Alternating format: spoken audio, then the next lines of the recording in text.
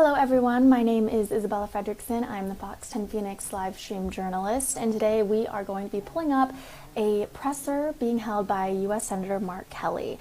Now, Mark Kelly is going to be holding this conference to discuss President Trump and Hegseth's efforts on what he says is intimidation. We are going to be teasing to that here shortly in just a few minutes. We do have it on standby right here, as you can see. This is being streamed on Senator Mark Kelly's YouTube as well as X feeds. But in the meantime, we will be hanging out here up until that live feed starts. We are taking a close eye look on it. So as soon as that starts to begin, we will be bringing it to that. But in the meantime, we can hang out here.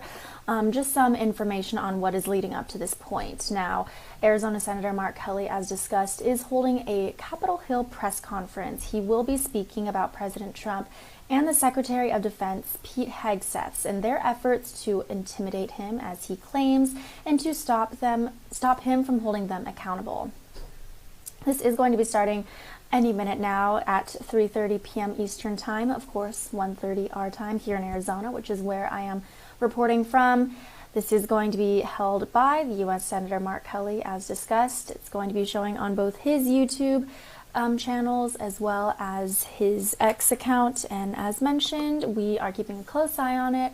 And as soon as that begins, we will be tossing to it. But Senator Mark Kelly is going to be denouncing the alleged efforts by President Trump and the Secretary of Defense, Pete Hegseth, to intimidate him and stop his oversight by using the Department of Defense to threaten him with a court-martial. This does stem from a video that Kelly released, including Kelly and 5 other Democratic veterans, reminding active duty service members of the military that it is their duty to refuse unlawful orders, which the Trump administration has characterized as insidious. Kelly is arguing that the administration is attempting to punish a sitting U.S. senator from engaging in protected political speech and congressional oversight. He has already stated that the investigation sends a chilling message across the military and civilian workforce, suggesting it's an attempt to discourage anyone from speaking out against the administration for waste, fraud, or abuse. So if you are new to this live stream, we are just going over some background information on what has led up to this point. Senator Mark Kelly did release a video which did feature 5 other Democratic representatives who also all served in the U.S. military, and the video essentially said to encourage any current serving military members to refuse an order if they deem it as unlawful or just. In response, President Trump and the Secretary of Defense, or the Department of Defense, have since claimed this to be essentially just wrong, and they are going after Senator Mark Kelly. Some of the things that has been said is that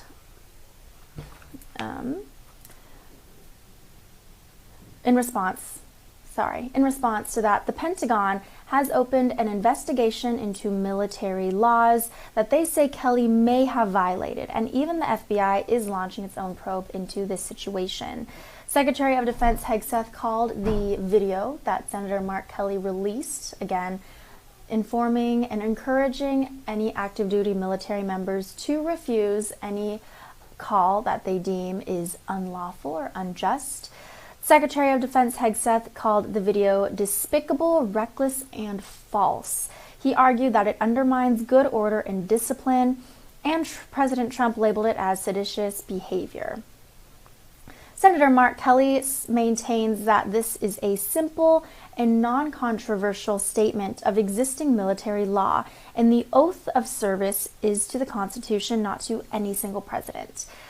As mentioned, we are going to get to the point where Senator Mark Kelly is going to start speaking, and it looks like we're going to get started. I will toss to that. Feel free to drop any comments in the chat. And thank you for taking the time. Let me get started. So, throughout his entire career, in business, reality TV, and politics, Donald Trump has had one and only one play: bullying his opponents into silence. He did it as a failed casino owner who bankrupted his properties and screwed over his contractors. He did it as a reality TV host known for firing people. And he's done it as president who tries every day to intimidate people with no regards for the rights or well-being of the American people. I'll say this for the guy: while he's never seemed to do much else right, for most of Donald Trump's career, bullying people has worked out for him. But not now. Because I won't let it happen. The American people won't let it happen. President Trump is trying to silence me, threatening to kill me for saying what is true. And he sent his Secretary of Defense after me. And it's not going to work. Here's how we got here.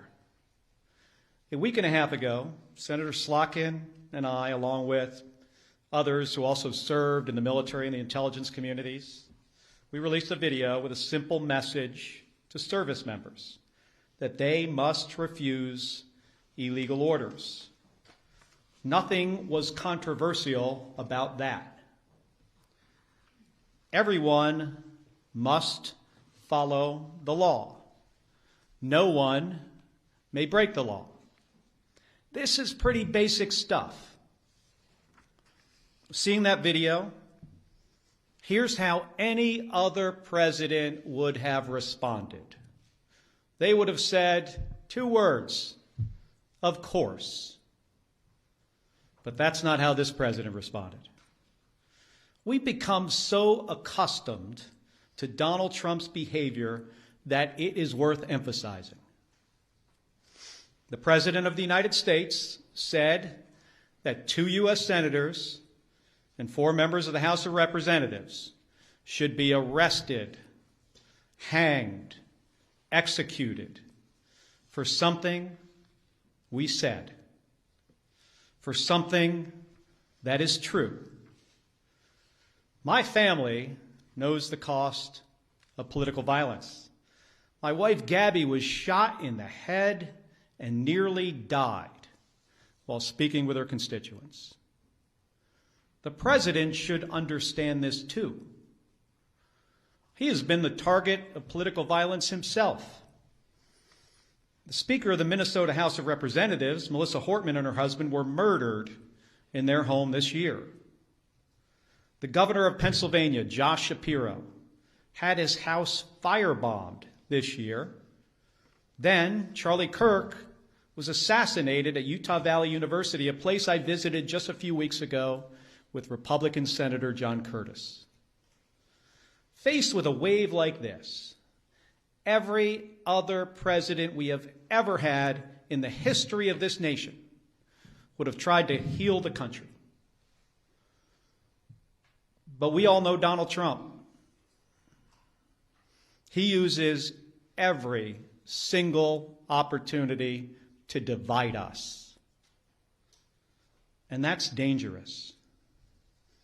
The president's words carry tremendous weight.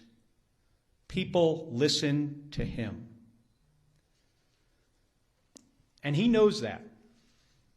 And that's exactly why he does what he does. He makes these threats to silence people. And if that doesn't work, he abuses his power to intimidate people. And with the consent of Republicans in the United States Senate, he has surrounded himself with people like the Secretary of Defense, Pete Hegseth, who will do whatever he says with no question, no matter what. Trump and Hegseth, they care more about publicity than they do about the rule of law. That's how I ended up finding out via a tweet that the Secretary of Defense was ordering an investigation into me. The same Secretary of Defense who has, from the moment he was nominated, has been historically unqualified for this position. The same Secretary of Defense who is reported to have ordered a second strike to kill shipwreck survivors in the Caribbean. If there is anyone who needs to answer questions in public and under oath, it is Pete Hegseth. It's a dangerous moment for the United States of America when the president and his loyalists use every lever of power to silence United States senators for speaking up. But we all know that this isn't about me, and it's not about the others in that video. They're trying to send a message to retired service members, to government employees, to members of the military, to elected officials, and to all Americans who are thinking about speaking up. You better keep your mouth shut or else. This has been a singular focus of President Trump's second term. Not addressing costs, not creating jobs, intimidating people, and going after the people he views as his political opponents. He's done it to companies. You better write a check to build my ballroom, or I might not approve your merger. He's done it with universities. You better fire your president, or I'll pull your research funding. He's even done it to late-night hosts. You better not make jokes that I do not like, or I'll get you taken off the air, and I'm going to take your company's broadcast license. And he does it every week with Republicans in the House and the Senate. You better toe the party line, or I'll make sure you never get reelected. Folks, this comes at a cost. And not only to American companies, colleges, and comedians. It damages. We do have to take a quick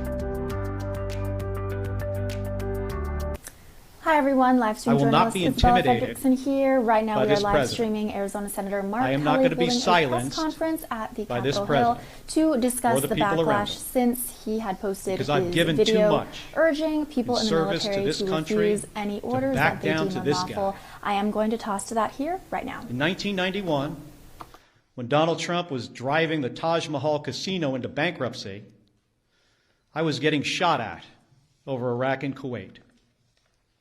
In 2001, after Donald Trump said that the collapse of the Twin Towers meant he now owned the tallest skyscraper in Manhattan, I was carrying flags honoring 9/11 victims into space on a rocket ship. In 2003, when Donald Trump was writing birthday greetings to the monster Jeffrey Epstein, I was the first on the scene to recover the bodies of my fellow astronauts who died when Space Shuttle Columbia exploded during re-entry. In 2011, when Trump was hosting a reality show, my point is this: I've been through a lot worse in service to my country. The president and Pete Hegseth are not going to silence me. They aren't going to keep me from speaking out, and they're not going to keep me from doing my job. Enough of the bullying, enough of the intimidation, enough of the threats, enough of your nonsense. Doesn't help anyone in our country afford their groceries or pay their medical bills. And it erodes the rights of every American. My job is to fight for them, to stand up for the Constitution, and nothing is going to stop me from doing my job.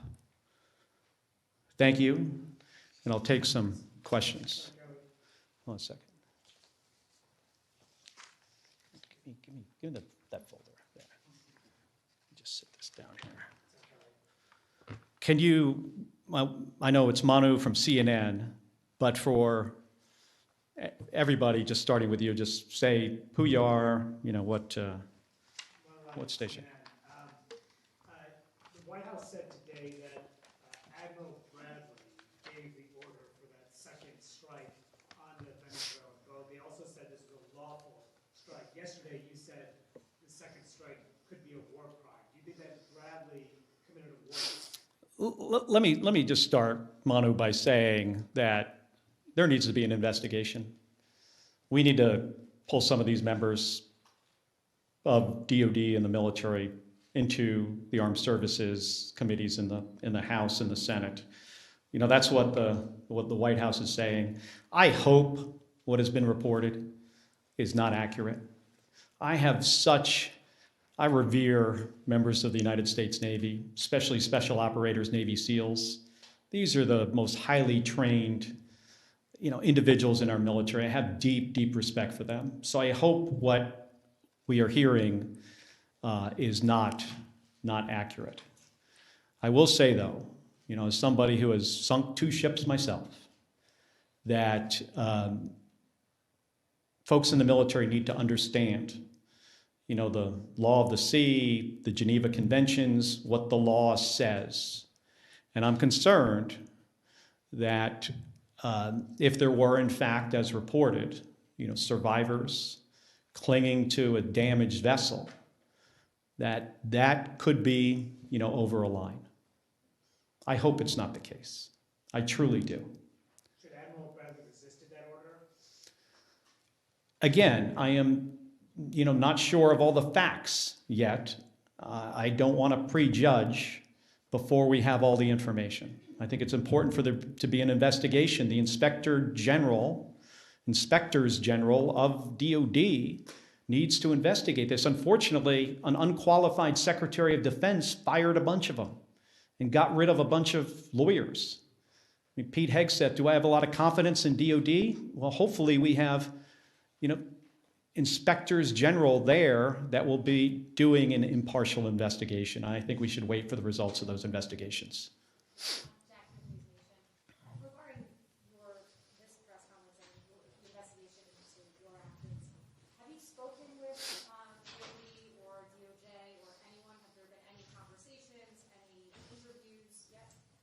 Like I said in my remarks, I was notified of a potential court-martial through a tweet by the Secretary of Defense. I mean, think about that for a second. How ludicrous is that?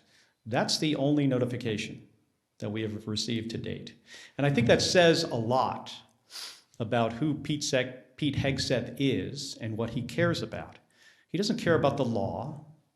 He doesn't care about process. He doesn't care about accountability. He cares about views on his Twitter account. And that's a big problem. I want to ask you guys this question. Have you ever in the history of our country seen a less qualified or less professional Secretary of Defense? I cannot think of one. Senator Kelly, Nathaniel Reed, Scripps News. Are you concerned about threats on your life? Have you stepped up your personal security and, of course, the security of your wife? Hey, I'm no stranger. Gabby and I are no stranger to political violence. We get a lot of threats already. She continues to get threats. She gets threats on her life, more so today because what Donald Trump said about me 10 days ago, that I should be hanged, that I should be executed. The threats on us have obviously gone up. I'm not going to get into details about my personal security. We take these threats very seriously, and I take, the threats from this president seriously.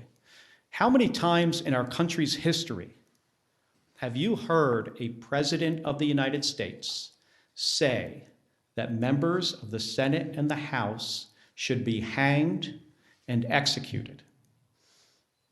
I can't think of one.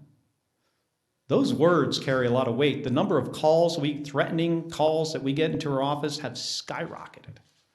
And they were very graphic. Some of them were put, not from my office, but another member put them out there for people to hear. The ones we get are worse than that. So I take this seriously. But again, that's why he does these things. Because he thinks he can shut me up. I have First Amendment rights. I'm a United States Senator. I am doing my job. I'm on the Armed Services and the Intelligence Committee. He ain't going to shut me up. He intimidates other people. I'm not intimidated by Donald Trump or Pete Hegseth or anybody else. Thank you, Senator Nicole Killian with CBS News. Yeah. Are you aware, just back on Venezuela, are you aware of whether or not the Secretary has had, Secretary Hegseth, that is, if he's had any conversations with any members of the Armed Services Committee, and in terms of these calls to investigate, do you believe the Secretary and Admiral Bradley should appear before the Armed Services? They absolutely should appear. I've talked to the chairman of Armed Services about it and the ranking member. They should absolutely appear. I'm not so confident they will. This is not an administration that tends to follow any norms. But we need to get to the bottom of this, of what happened. And we are not Russia and Iraq. I'm really concerned if the reporting is correct. Again, I hope the reporting about this incident is not accurate. What the White House said today actually indicated it might be, but we're going to have to see. Going back to the DOD matter, are you considering any legal action for the threats of being court-martialed or any of the pleas or threats of investigations? You mean like me suing Donald Trump for what he said? I think what he said about us is dangerous. It's ridiculous. It is a violation of our constitutional rights as Americans and our rights as senators to do our job, and he's trying to intimidate us. But I have not considered that, not at this point. Yeah. Thank you, Senator. Senator Jones, from today. Do you see this as fundamentally First Amendment issue for you that you want to highlight against the president to try to silence you? And how do you see the whole process playing out? Well, again, this isn't really about me. And that's why I think people are kind of got this a little bit off here. It's not about me. It's not about the other 5 members in the video. It's not about Alyssa Slotkin, Chris DeLuzio, Chrissy Houlihan, Jason Crow, Maggie Goodlander. It's not about us. This is about a president who doesn't want anybody to say anything that he does not like. I don't think he understands the Constitution. I'm serious about this. I think he is ignorant to the Constitution and the rule of law.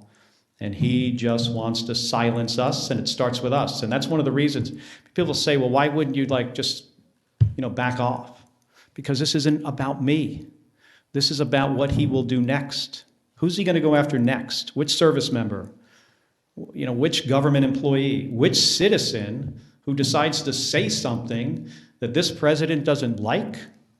And then he goes after them, in my case, with the Secretary of Defense. Who knows what's next? With the Attorney General?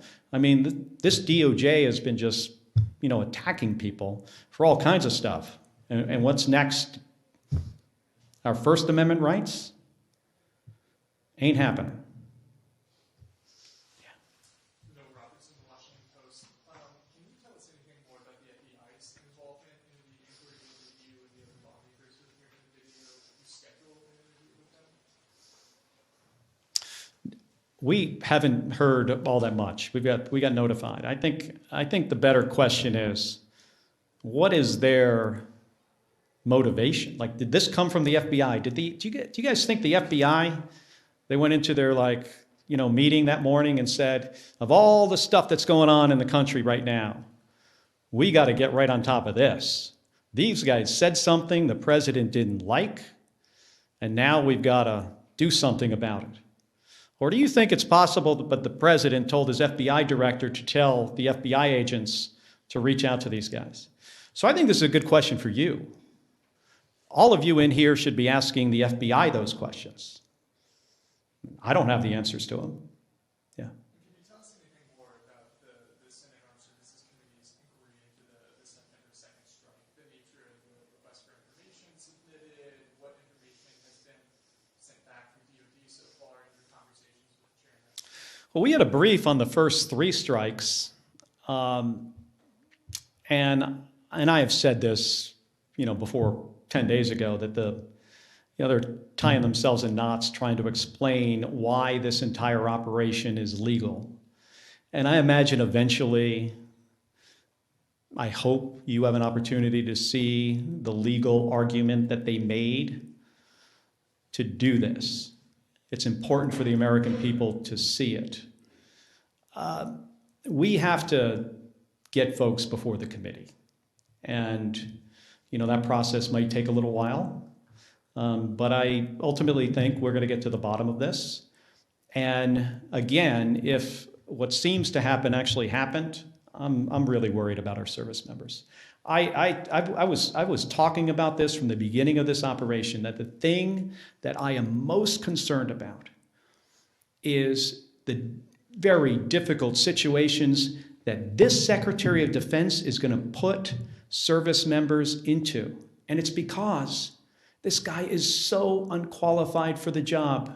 I mean, think about this. He runs around on a stage talking about lethality and warrior ethos and killing people.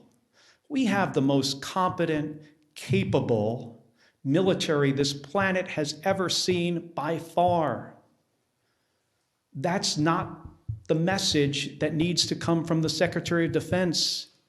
The message should be about what's our mission and accountability and the rule of law and training. And let me make sure you're equipped to do really hard jobs. Let me give you all the tools you need to do something that often is an impossible mission.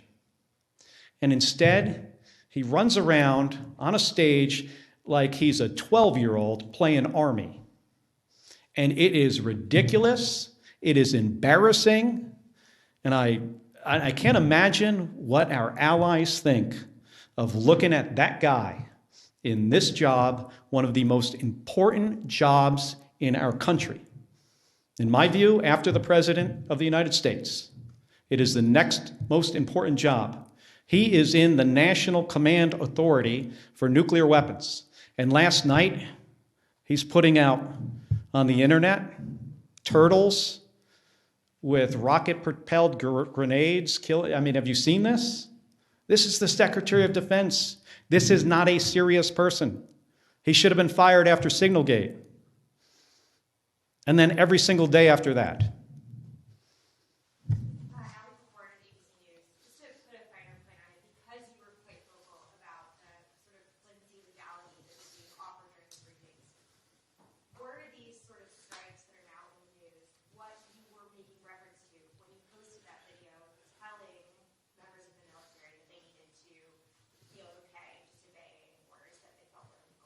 Based on who this president is and who this Secretary of Defense is, and specifically things that the president has said in the past and things he was talking about doing in the future. Let me give you an example. 2016, he's talking about something on a debate stage that was clearly illegal, and he was reminded by Brett Baer from Fox News that that would be an illegal order. Military won't do that. You know what the president's response was to that? The military will not refuse my orders, implying that even if they are illegal, they will not refuse them. He's also talked about shooting protesters in the legs. Then he's talking about deploying more troops to American cities and using those cities as training grounds. Do you know what that means? That means using the American people for the military to train on. So we were looking forward to try to head something off at the pass that could have been really, really bad. So it wasn't about this specific thing. Yeah. The NDAA conference report is set to come out later this week or over the weekend, early next week. In addition to that, you all have not yet conferenced out the defense appropriations bill for the current fiscal year. Do you see either of those as options for you and other lawmakers concerned about the Defense Department, the actions in Venezuela, and other situations to address those legislatively in either the NDAA or defense appropriations? Well, I think it could be if we could get bipartisan support to do something like that. Sure. That's sometimes challenging.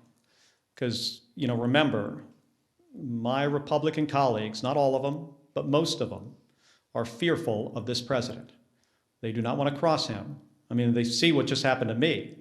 I said something that he did not like, and he said, I will be hanged, executed, prosecuted. He doesn't even have the order right. Yeah.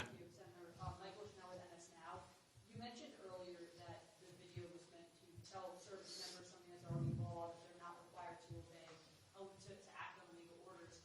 Since it already is the law, and presumably service members are aware of the law, why did the six of you guys feel it was necessary to make the video in the first place? Well, I think it's good for people to get a reminder.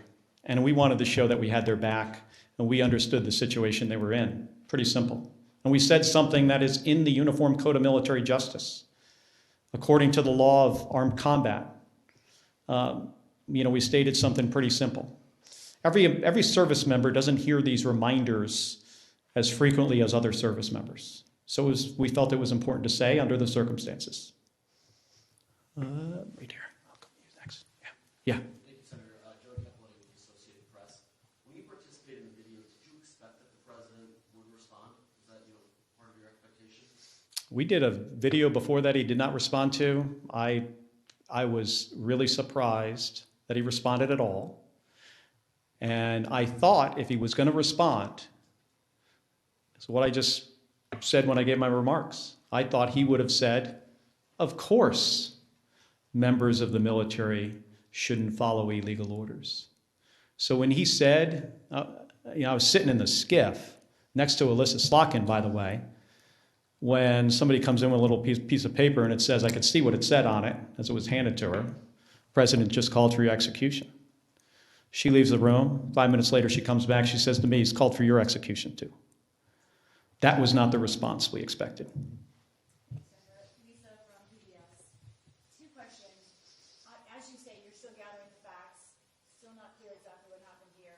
But if the Secretary of Defense did issue an order to kill people after on the second strike like this, is that an impeachable offense? Taking apart the numbers in the House, but in theory, is that a potentially impeachable offense to you? And then second, a shift, healthcare. Short time here to figure out what's going to happen in healthcare. Just what's your involvement right now in talks? Where does that stand? Well, on the first question, I think that's a question for attorneys. I am not an attorney. I don't pretend to be one. But only senators and House members. That is true. Of course, I do not know the specifics, on that part, of the law about impeachment. And again, let me remind folks that we're in the early days of this. And I think it's important to get all the facts for we to understand exactly what happened. Again, I hope what is being reported is not the case. But there needs to be an investigation, and we are a country of laws. Despite the apparent situation we're in with a president of the United States who, in my opinion, does not respect the law.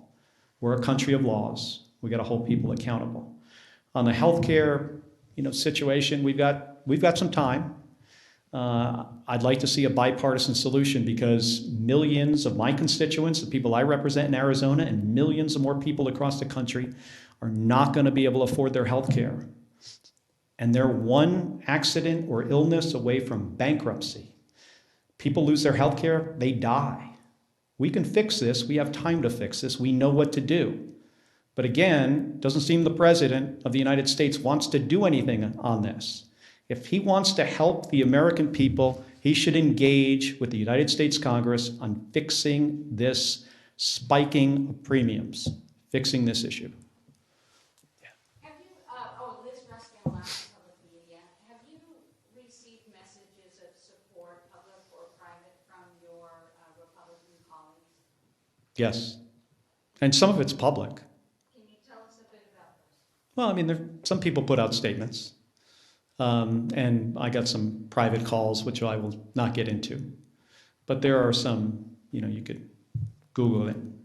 There are some, positive, but we're in an unfortunate period here where we have a president that does not like to be crossed.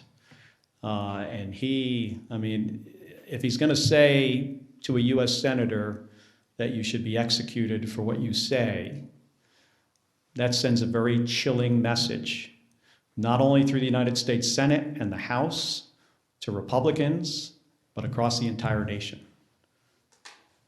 Thank you, Senator. Ryan Schmelz of Fox News Radio. I wanted to see whether it's the FBI or the Department of War, a lot of them are requesting hearings or investigations with you. Are you planning to cooperate if that is the case? I will follow the law.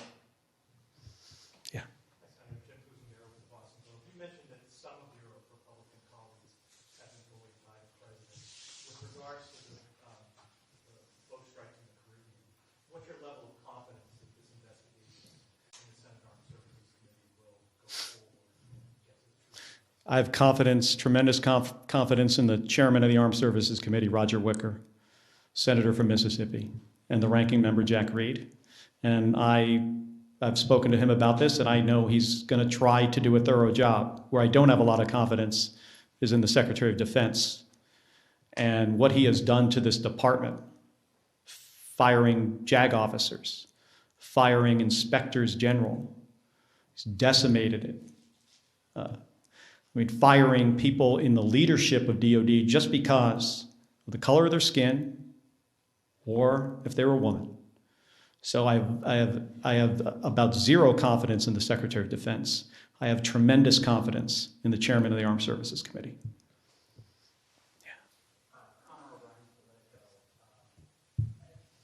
Senator Schatz tweeted this afternoon, said Hegseth needs to testify in the month of December before we pass a defense authorization. And I'm just curious, as a member of Armed Services, do you agree with that approach? Should Democrats be open to potentially, holding up NDA to leverage testimony and information whenever in this process? I spent 25 years in the United States Navy. I understand the importance of the defense bill and the programs that we authorize and the changes we make to policy through that piece of legislation. I've talked to Senator Schatz, and we'll continue to talk about this, but in general, my view, on this is we've got to be very thoughtful about how we handle the process of the defense bill. Yes. Yeah. Just to clarify, you were not briefed on the double tap of the first strike. None of your briefing said including that. If Hegseth will not testify, will you call an admiral policy of Southcom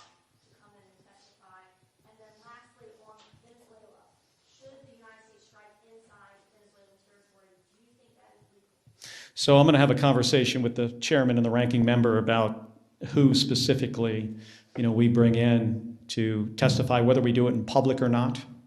I would generally prefer public hearing. We should probably do both. One in a classified setting, one publicly, so the American people could see. I'm still trying to figure out the justification that Donald Trump has if he was to, conduct kinetic strikes into Venezuela. What's the goal? Why hasn't he communicated this to the American people? That's the job of the president, to lay out a case before we go to war. And if it is about removing Maduro, how do you square that with pardoning Juan Hernandez, who is basically the same guy from a different country, who got sentenced to 45 years in prison, and he's barely been there? Probably hasn't even gotten settled in yet, and the president's going to release him? Doesn't make any sense. And I'll tell you what, regime change as a policy of the United States generally in our history has not worked out well. Think of South Vietnam. Think of the Bay of Pigs, Iraq and Afghanistan. It results in the deaths of U.S. service members without the intended outcome. And in this case, I don't even think we know the intended outcome. President needs to make a case to the American people when he is about to put thousands of American men and women in harm's way. This is not the way to manage the U.S. military. Hey, I want to thank all of you for spending the time here today. I'm sorry the room is so warm in here, but we'll cool it down next time. Thank you. Appreciate it.